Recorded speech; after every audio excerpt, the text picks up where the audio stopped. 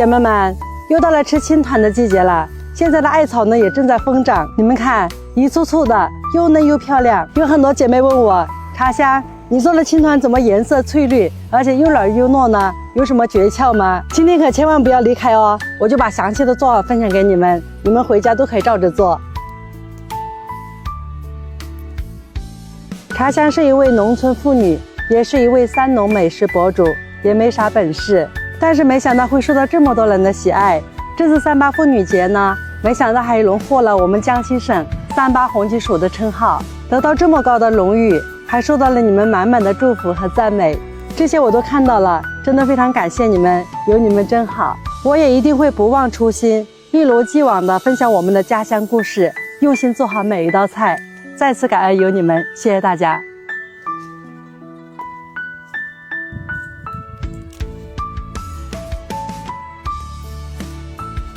好啦，差不多了，我们回家做青团。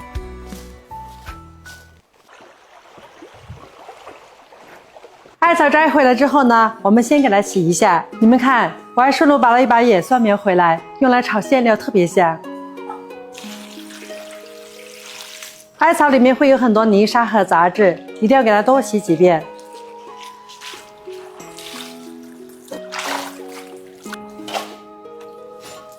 然后再把这把野蒜苗也洗干净。锅里水开之后，放入我们洗好的艾叶，再放上一点食用碱，这样可以让我们的艾草更容易煮烂，而且呢也不容易变色。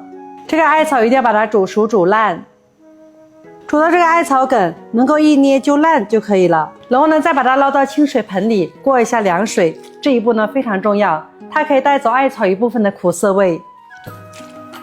然后呢再给它挤干水分，这样做出来味道清香，颜色也会更漂亮。然后呢再把煮好的艾草放进破壁机里面，再加入适量清水，然后呢再把它打成艾草汁。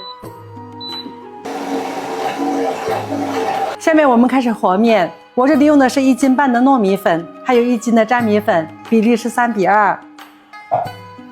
糯米粉负责软糯，粘米粉负责筋道，这样不容易塌陷。然后呢我们再往里面加上一点小苏打，这样的话做出来的艾米果颜色会更漂亮。然后呢少量多次的倒入艾草汁，这个呢是没有比例的，我们可以边揉边加。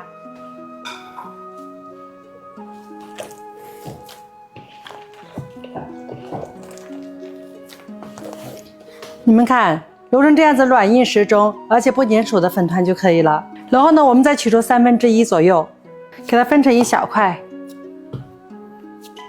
把它做成这样薄一点的圆饼，然后用大火把它蒸熟。这一步可是青苹果软糯有韧性的关键，这样我们的熟面团还有生面团混合在一起，它的延展性就会更好，包的时候不容易开裂。趁这个时间再来炒一下馅料，我这里准备了冬笋、腊肉、野蒜苗还有辣椒末。锅热以后放上一点油，然后放冬笋末，先翻炒一下，然后再加入腊肉末还有辣椒粉，再给它们炒香。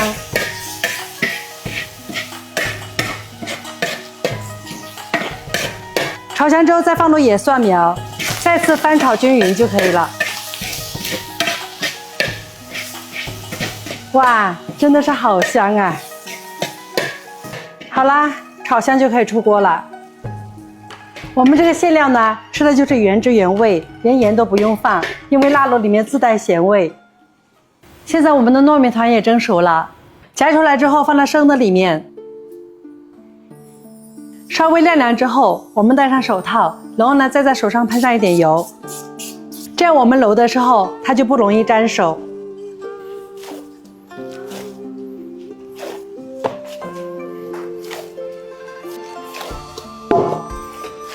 然后再移到揉面垫上，把它充分揉匀。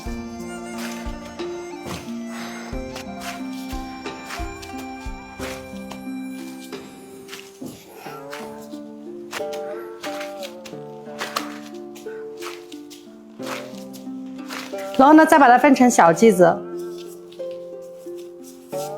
然后呢再把剂子搓圆，按扁，再捏薄一点。接着放上一勺炒好的馅料，然后呢再把它对直过来，边沿捏紧，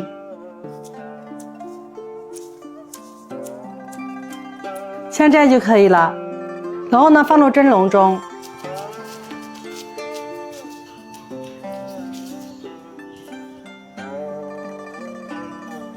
水开之后上锅蒸，大火蒸上10分钟左右就可以了。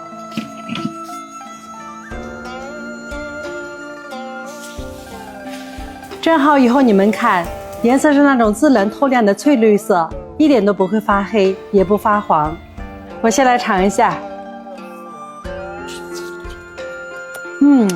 外皮软糯，里面的馅料咸香，真的特别好吃。加上艾草的清香，满嘴都是春天的味道。每次我们都可以多做一点，然后呢不用蒸熟，放到冰箱冷冻保存，想吃的时候像这样蒸一下就可以了。